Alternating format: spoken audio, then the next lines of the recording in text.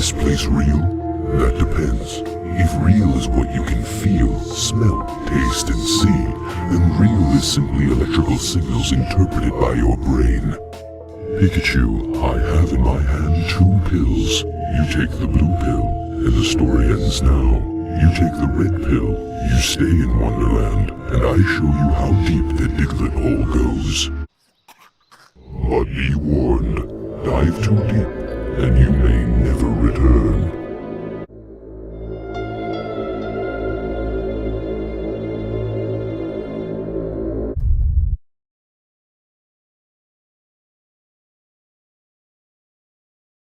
That makes any sense buying Sports Illustrated. So I think so also I think a lot of people don't understand that for especially pop culture collectibles, it's dependent on the greater fool theory. And it's really if some other fool is gonna be willing to buy something better or pay more for something over you, right? I mean, even Bobo cars are still overpriced in my opinion. But like, Bobo is an example, Landry Shaman is an example. There's so many guys, Colin Sexton. I mean, there's certain guys that I don't know. I just felt like there's no way Tyler Hero, like, so what? They become a 2-time All-Star. Who's gonna care? I mean, on football, I'm still waiting for this. Like, there's certain people who are starting to drop. People, was it Justin Fields, the Bears quarterback? If you invested, even if his stuff was cheaper, like he's probably not going to be a good quarterback. I guess people gave up on Daniel Jones, but now they're looking at Daniel Jones again.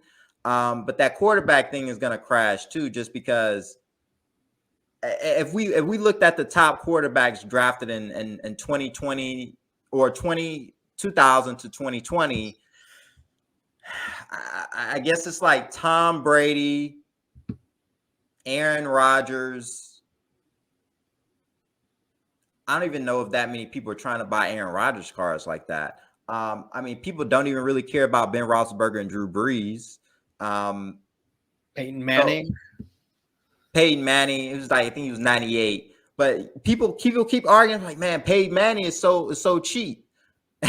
That's another issue. It's like, oh, why is Peyton Manning so cheap? Some of his cars are expensive, but it's like maybe compared to the other guys. So that's going to happen to many of these other guys. And Peyton Manning has 2 Super Bowls and 5 MVPs. I don't know how many people are going to outdo that who are playing quarterback now. And honestly, like you see the drop in Patrick Mahomes, and he has to play extremely well just to maintain his prices, or it's going to drop more. And he already has a Super Bowl. He already has an MVP. He already threw for 5,000 yards in the season. And I think he threw for over 50 touchdowns. So it's like one of these things, it just doesn't make any sense. Where it's like, oh, yeah, I'm going to buy Justin Herbert. And it's like, also, normally quarterbacks that do very well, or every once in a while, there's a lifetime talent or whatever, once in a generational talent. But then most other quarterbacks that do well at all are normally talented quarterbacks that are underlooked that go to a really good team. Hey, we can talk about Tom Brady. He was a 6th-round pick.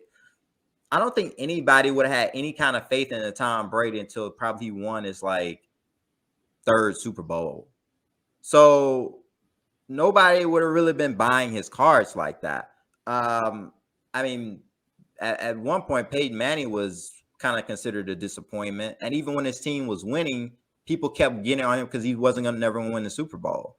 And I also think there's a lot of other stuff. Certain sports aren't going to be as I think this has also happened too. There's some parallels between this and what happened in comic books.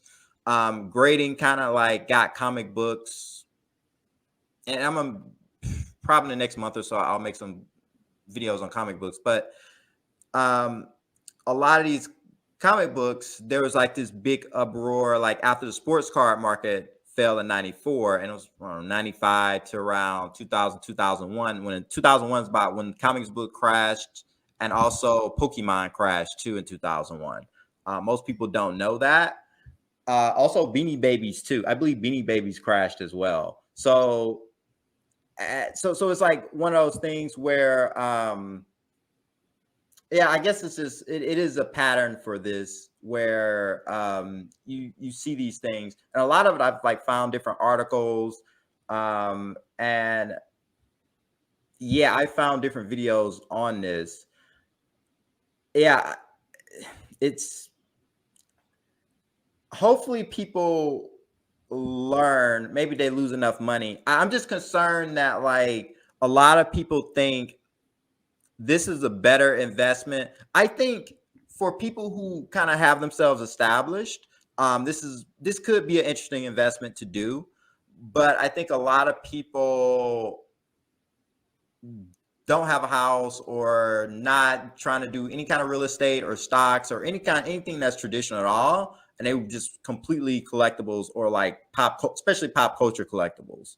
And I think also it's going to get harder to find really good deals as well, because people think, oh, I'm gonna go to thrift store or wherever, Goodwill, thrift, flea market and stuff like that. But people are aware of this stuff now, and they're going to have markups on these prices.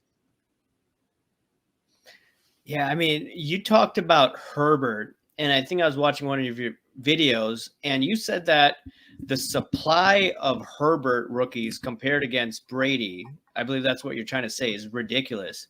Yeah. I don't know how many Herbert cards there are, but it logically doesn't make sense to me why someone would be paying what of dollars or actually over $1 million for one of the cards. And one of the cards I talked about, I was involved in, this cleaning or a chemical, whatever that was apparently used or wiped down, and it sold for $1 million, regardless of whatever happened. Sold for $1 million. I don't remember any Brady card pre-pandemic that sold for $1 million. So, and I think you were saying that Brady has won 6 Super Bowls. Herbert, what has he done? And I think Tom Brady won 7. So like 7, yeah, my bad, 7. Excuse me. And also, I think it's one of those things where I don't think people understand. It's one of those things where people don't understand even like the whole. I think a lot of people don't actually necessarily understand sports, number one. But also, I don't think they necessarily understand the whole investing thing, because I feel like a lot of people are going on intuition, and people are just going to get burned. I think people are looking at the prices of what things sold for, and this may have to do with like people doing the market movers thing or card ladder, and they're seeing all-time highs, and I think people are trying to get, it's like, okay, let me try to outsmart the market or whatever. And people don't understand that the market is manipulated. I mean, a lot of these like very wealthy people, whether they make themselves known, having a YouTube channel or podcast or whatever, or unknown, they buy up a bunch of stuff. They have a large bankroll, and they can literally just, they don't necessarily have to shield it. They just have to buy up, they can buy up a bunch of stuff and boost up the prices, and then start selling them off at a much higher price and sell them on different platforms, sell it to people at car shows and in person, and make a large profit off of it. There's no regulation from this, so there's no government involvement. And generally when it's like that, it's kind of at the whim of the wealthiest people.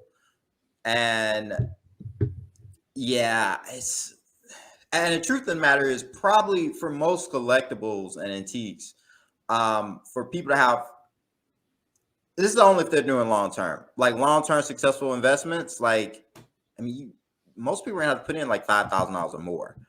It's not like a thing where you're gonna put in $50. Like, that's pretty much done. You're gonna put in $50 and you get $5,000 or $3,000 back. Like, that's not how it was ever supposed to work. And it's interesting where there's still people who are so passionate about. There are a few people. I'm gonna check their channels. Um, they have some a lot of, over 1,000 subscribers, but they make videos, but they're not talked about as much in the community. But I guess apparently a lot of people still watch their videos. Actually, there is one that kind of annoys me actually. Like Sports Card Invest, he was saying like, "Oh, this is the greatest opportunity to buy sports cards," and I'm like, what are you buying? Like, and also he's saying, okay, 20%. His sports card portfolio went up 20%. Like, what does that mean? So, one, you probably should tell people where they should sell it, right? Even I think all increase their fees. And I'm be honest with you, most people are probably going to try to buy in an auction since stuff is going down because they're trying to get stuff on the cheap.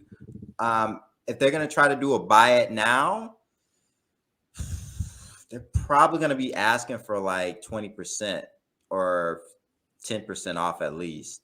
If you're selling on eBay, what is that, 13.5% fees coming off from that? Maybe you have to pay insurance too. So I think it's like, and then, depending on if it's taxes or not, it just is one of those things where I don't think people are really looking at this because there's fees. If you do make a profit, you still have to pay taxes on it. I know a lot of people have gotten away with that, but I think it's going to be harder to get away with that because there are literally people who would, only sell like 5 or 10 cars, but they would sell for high amounts. Like you sell a few cars for $40,000 a piece, or if you're in that high end, and that was a way you can avoid taxes. But yeah, it's just not. I don't know. It's just one of those things where you listen to a lot of the hype channels and you really look at the entirety of the situation and you're like, that doesn't make any sense. Like, it's like, if it's that easy, then everybody's going to get rich. Like,